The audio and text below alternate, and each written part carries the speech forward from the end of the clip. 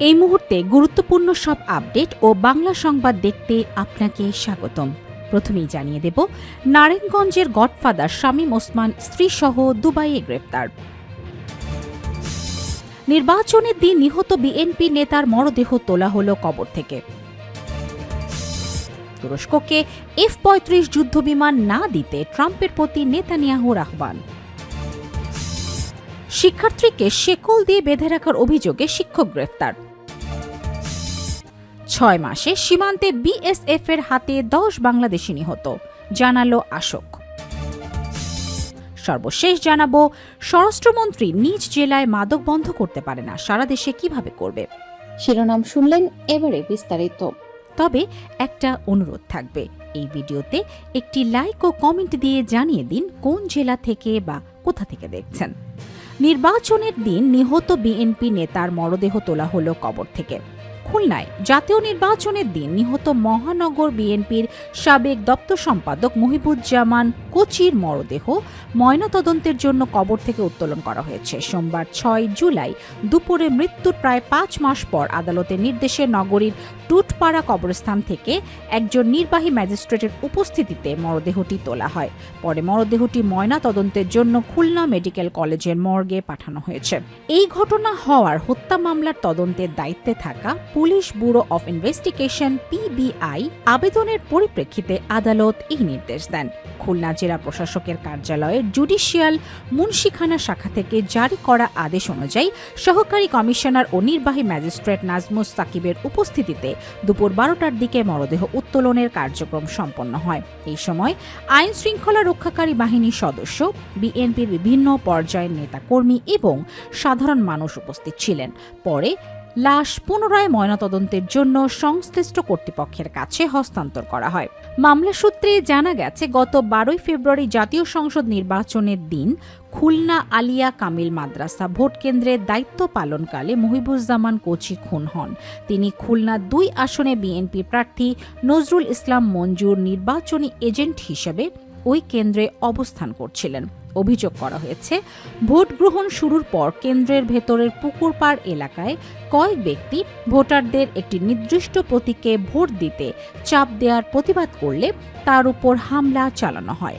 এক পর্যায়ে আলিয়া কামিল মাদ্রাসার তৎকালীন ভারপ্রাপ্ত অধ্যক্ষ মোহাম্মদ আব্দুর রহিম সর্দার তার গলা চেপে ধরে ধাক্কা দিলে তিনি গাছের সঙ্গে আঘাতপ্রাপ্ত হয়ে গুরুতর আহত হন। পরে তাকে খুলনা সিটি মেডিকেল কলেজ হাসপাতালে নেওয়া হলে চিকিৎসক মৃত ঘোষণা করেন। তুরস্ককে F-35 যুদ্ধবিমান না দিতে ট্রাম্পের প্রতি নেতানিয়াহুর আহ্বান। ইসরায়েলের প্রধানমন্ত্রী বেনিয়ামিন নেতানিয়াহু যুক্তরাষ্ট্রের প্রতি আহ্বান জানিয়েছে যেন তুরস্কের কাছে অত্যাধুনিক F-35 যুদ্ধবিমান বা এর কোনো গুরুত্বপূর্ণ যন্ত্রাংশ বিক্রি না করা হয়। সোমবার ফক্স নিউজের সঙ্গে এক সাক্ষাৎকারে তিনি সতর্ক করে দিয়ে বলেছেন, এ ধরনের প্রযুক্তি হস্তান্তর মধ্যপ্রাচ্যে ক্ষমতার ভারসাম্য নষ্ট করতে পারে। নেতানিয়াহু মনে করেন, তুরস্ক একটি মহান দেশ হলেও বর্তমান সরকারের অধীনে দেশটি ভুল পথে পরিচালিত হচ্ছে। তিনি তুর্কি প্রেসিডেন্ট রিসেপ তাইয়েপ এরদোয়ানকে উদ্দেশ্য করে বলেন, তিনি প্রকাশ্যে ইসরায়েলকে ধ্বংস করার আহ্বান জানান এবং সাইপ্রাসের মতো অঞ্চলের একাংশ দখল করে রেখেছেন। তার মতে, তুরস্ককে আধুনিক প্রযুক্তিতে সজ্জিত করা হলে তা ইসরায়েলের আকাশসীমার শ্রেষ্ঠত্ব এবং এই অঞ্চলে আমেরিকার সামরিক অবস্থানের জন্য হুমকি হয়ে দাঁড়াবে।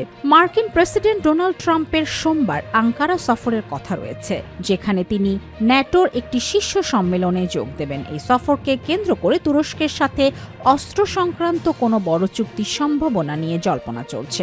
এর আগে গত মাসে ট্রাম্প ইঙ্গিত দিয়েছিলেন যে তিনি তুরস্ককে F-110 জেট ইঞ্জিন প্রদান এবং তাদের পুনরায় F-35 কর্মসূচিতে অন্তর্ভুক্ত করার বিষয়টি বিবেচনা করছেন।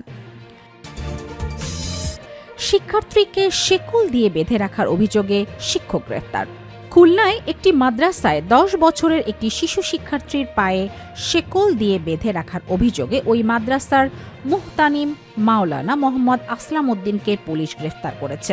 সোমবার 6 জুলাই এই তথ্যের সত্যতা নিশ্চিত করেছেন আড়ংঘাটা থানার ওসি মোহাম্মদ হালিমুর রহমান। রোববার রাতে তাকে নগরীর আড়ংঘাটার থানার সলুয়া হামিউস সুন্না দারুল উলুম মাদ্রাসা থেকে গ্রেফতার করা হয়। শিশুটির পারিবারিক সূত্র জানায়, দিনমজুর বাবা ছেলে মোহাম্মদ মিরাজুল ইসলামকে হাফেজ বানানোর আশায় স্থানীয় হামিউস সুন্না দারুল উলুম মাদ্রাসায় ভর্তি করেন।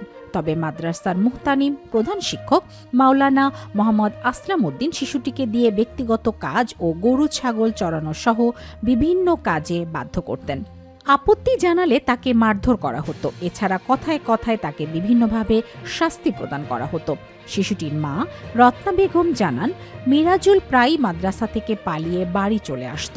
গত রোববার বিকেলে তাকে মাদ্রাসা থেকে আনতে গিয়ে খুঁজে না পেয়ে পরিবারের লোকজন চিন্তিত হয়ে পড়েন। খোঁজাখুঁজির এক পর্যায়ে মাদ্রাসার পাশেই শেকলবন্দি অবস্থায় দেখতে পান শিশুটির নানা। এই ঘটনা জানাজানি হলে এলাকাবাসীর মধ্যে তীব্র ক্ষোভের সৃষ্টি হয়। এ সময় তারা অভিযুক্ত মাদ্রাসা শিক্ষক মাওলানা মোহাম্মদ আসলাম উদ্দিনকে গ্রেফতার করে দৃষ্টান্তমূলক শাস্তির দাবি জানান।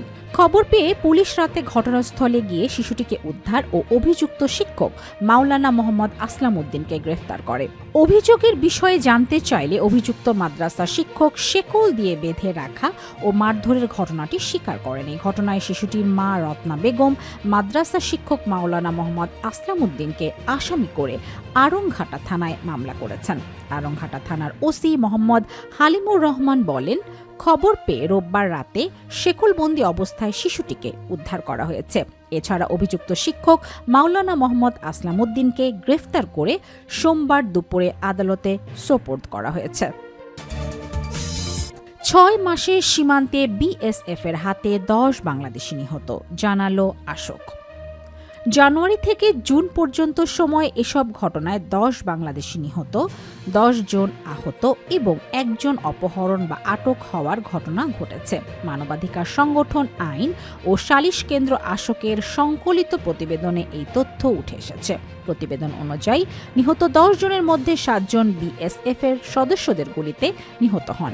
বাকি 3 জন শারীরিক নির্যাতনের শিকার হয়ে মারা যান। এছাড়া সীমান্ত সহিংসতার বিভিন্ন ঘটনায় 10 জন আহত হয়েছেন। একই সময় একজনকে বিএসএফ অপহরণ বা আটক করেছে বলেও প্রতিবেদনে উল্লেখ করা হয়েছে। তবে জানুয়ারি থেকে জুনের মধ্যে বিএসএফ এর ধাওয়া খেয়ে কারো মৃত্যুর ঘটনা রেকর্ড হয়নি। একই সঙ্গে অপহরণ বা আটক হওয়ার পর কাউকে ফেরত দেওয়ার ঘটনাও এই সময় নথিভুক্ত হয়নি। প্রতিবেদনটি ঢাকা, খুলনা, রাজশাহী, রংপুর, সিলেট, চট্টগ্রাম ও ময়মনসিংহ সীমান্ত অঞ্চলের ঘটনাগুলো অন্তর্ভুক্ত করা হয়েছে। আশোক জানিয়েছে, দেশের বিভিন্ন জাতীয় দৈনিকে প্রকাশিত প্রতিবেদন থেকে এসব তথ্য সংগ্রহ করা হয়েছে। স্বরাষ্ট্রমন্ত্রী নিজ জেলায় মাদক বন্ধ করতে পারে না, সারা দেশে কিভাবে করবে?